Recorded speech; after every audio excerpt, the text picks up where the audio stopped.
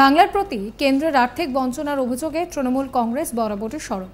প্রতিবাদে ধর্ণা কর্মসূচি, সভা সমাবেশ, বিক্ষোভ মিছিল তো হয়েইছে। এবার এক ধাপ এগিয়ে ব্রিগেড সমাবেশের আয়োজন করা হলো রাজ্যের শাসক দলের তরফে।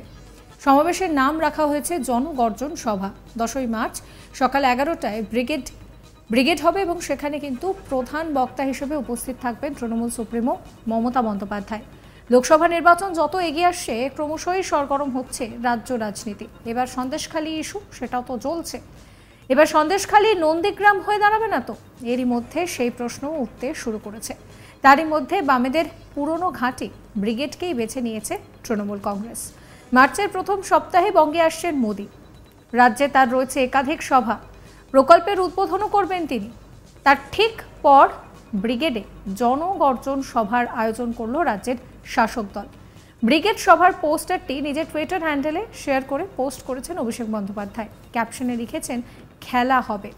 সেই পোস্ট আপনাদেরকে দেখাচ্ছে, যেখানে তিনি লিখেছেন খেলা হবে।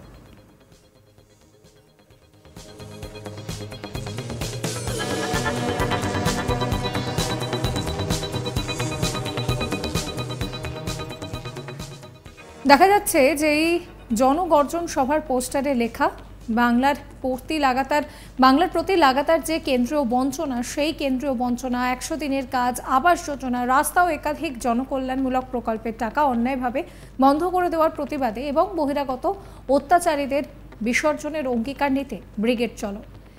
এবার স্বভাবতই প্রশ্ন উঠছে যে বামেদের সঙ্গে ওই ব্রিগেড তো ওতপ্রোতভাবে জড়িয়ে, সেই ব্রিগেডেই এবার তৃণমূল কেন অস্ত্র করছে? ব্রিগেডের সভার উদ্দেশ্য কি, সেটাই জানিয়েছেন অভিষেক বন্দ্যোপাধ্যায়। কি বলছেন অভিষেক এই নিয়ে, শুনুন। মানুষকে কিভাবে এরা মিথ্যে কথা বলছে এবং জোর জবরদস্তি রাজনীতি করে ওই এতদিন তো দেখানি, এখন ভোট ঘোষণা হবে তার আগে আবার উৎপাত শুরু। 2 বছর কোথায় ছিলেন? 2021 তো নির্বাচন হয়েছে, 21 থেকে 22, 22 থেকে 23, 23 থেকে 24, প্রায় 2.5 বছর। কবার দেখা গেছে এদেরকে?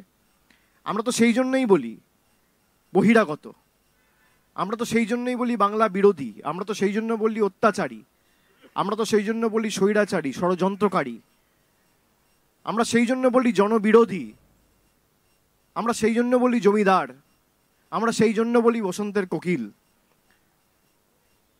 সেই কারণেই ব্রিগেড ডাকা। এই যে 2 বছর ধরে বাংলার প্রতি লাঞ্ছনা, নিপীড়ন, অত্যাচার, বঞ্চনা এবং একাধিক জনকল্যাণমূলক প্রকল্পের টাকা জোর জবরদস্তি গায়ের জোরে প্রায় বন্ধ করে দেওয়া, তার বিরুদ্ধে এবং তার প্রতিবাদে সাধারণ মানুষকে ঐক্যবদ্ধ করে জনগর্জন সভার আহ্বান তৃণমূল কংগ্রেসের তরফ থেকে দেওয়া হয়েছে। যে বাংলার গর্জন কি তার একটা ট্রেলার বহিরাগতরা আর বাংলা বিরোধীরা 10ই মার্চ কলকাতায় দেখবে। সিনেমাটা তো ভোটে দেখবে, ট্রেলারটা 10ই মার্চ দেখবে। আর যারা এত বড় বড় ভাষণ দিচ্ছে তাদেরকে বলবো, যদি পাল্টা সাংগঠনিক ক্ষমতা থাকে তাহলে ব্রিগেডের জায়গাটা তো রাজ্য সরকারের নয়, প্রতিরক্ষা দপ্তরে, ডিফেন্সের। তাহলে পাল্টা 11 তারিখ বা 12 তারিখ একটা সভা করে তাদের কত ক্ষমতা একবার দেখাক, তাদের কত সাংগঠনিক দক্ষতা, তাদের কত সাংগঠনিক ক্ষমতা। আমরা ব্রিগেড ঘোষণা করেছি আজকের কত তারিখ? 25 তারিখ। 4 দিনে এই মাস শেষ, 29 তারিখের মাস, 29 দিনের মাস, কার্যত 2 সপ্তাহর কম সময়।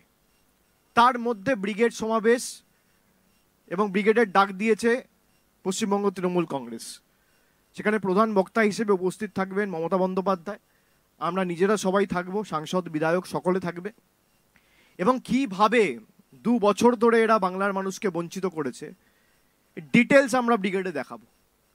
ট্রেলারটা আমি বিজেপিকে বলবো 10ই মার্চ আপনারা দেখবেন, আর বাকি সিনেমাটা নির্বাচনে মানুষ দেখাবে।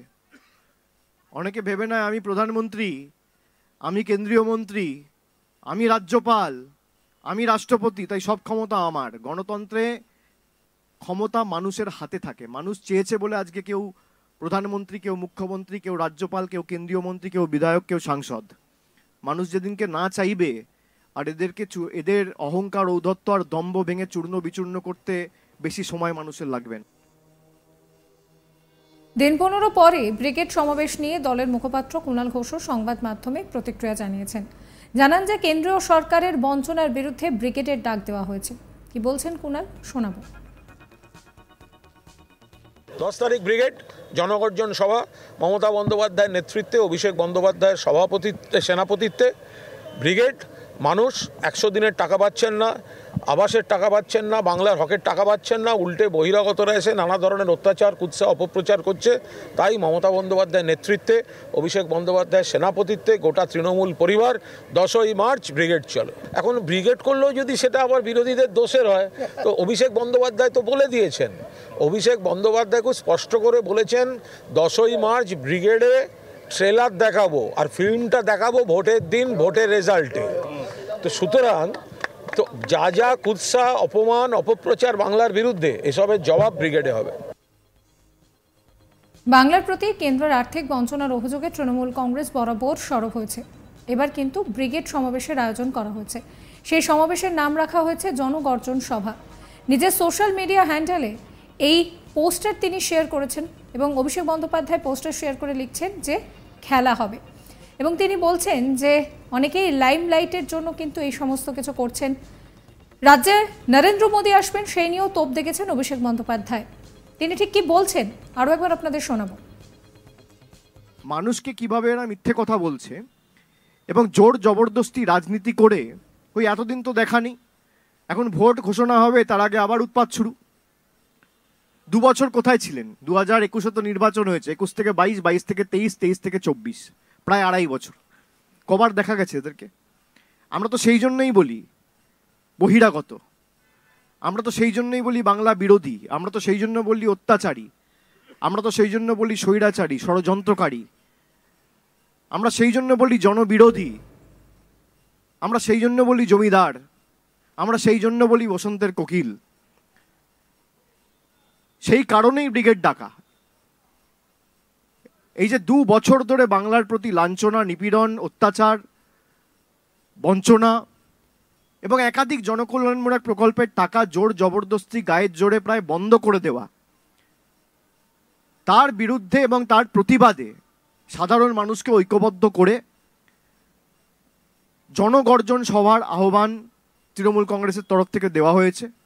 যে বাংলার গর্জন কি তার একটা ট্রেলার বহিরাগতরা আর বাংলা বিরোধীরা 10ই মার্চ কলকাতায় দেখবে। সিনেমাটা তো ভোটে দেখবে, ট্রেলারটা 10ই মার্চ দেখবে। আর যারা এত বড় বড় ভাষণ দিচ্ছে তাদেরকে বলবো, যদি পাল্টা সাংগঠনিক ক্ষমতা থাকে। এই ভিডিও সম্পর্কে আপনাদের মতামত জানাবেন। সমস্ত খবরের আপডেটের জন্য সাবস্ক্রাইব করতে ভুলবেন না আজ তাক বাংলার ইউটিউব চ্যানেলকে, ফলো করবেন আজ তাক বাংলার হোয়াটসঅ্যাপ চ্যানেল।